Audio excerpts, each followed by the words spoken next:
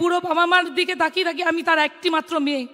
তার সমস্ত ওষুধের খরচা, তাকে দেখার খরচা সমস্ত আমার। অথচ আজকে আমার চাকরিটা নেই। হয়তো আমার মা আমার থেকে আর টাকা চাইবে না, হয়তো আমার বাবা আর বলবে না ওষুধ কিনে দেবার কথা। আমার মেয়েটা যে স্কুলে পড়ছে আমি জানি না ভবিষ্যতে তাকে আর ওই স্কুলে পড়াতে পারবো কি না।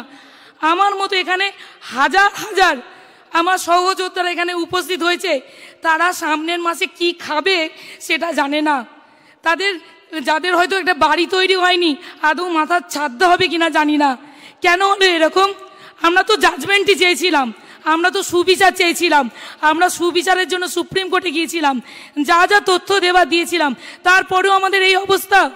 আমাদের স্কুলগুলো কি অপরাধ করেছে?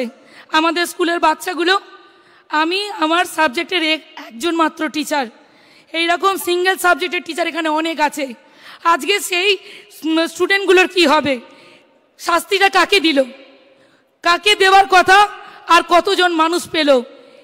আমরা যারা 20,000 যারা যোগ্য, কিছু অযোগ্যের জন্য তাদের সবাইকে ফেলে দিল।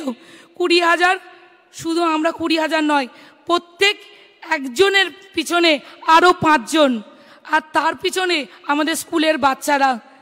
আজকে হাহাকার করছে সবাই যে আমরা পরের মাসে খাবো কি, আমাদের বেতনটা আসবে তো, আমাদের সমাজে সবাই বলবে না তো যে দেখো কত টাকা দিয়ে চাকরিটা পেয়েছিলিস। আমার ফেসবুক গ্রুপে লিখেছে, কিরে কত টাকা দিয়ে চাকরিটা পেয়েছিলিস? আমার ন্যায় বিচার কোথায়? আমি সুপ্রিম কোর্টে গিয়েছিলাম আমার ন্যায় বিচার দেওয়ার জন্য। আমি ন্যায় বিচার চাইছি মাননীয় মুখ্যমন্ত্রীর কাছে, আমার ন্যায় বিচার চাইছি। আপনি যেভাবেই হোক, যে করেই হোক, আমাদের ন্যায়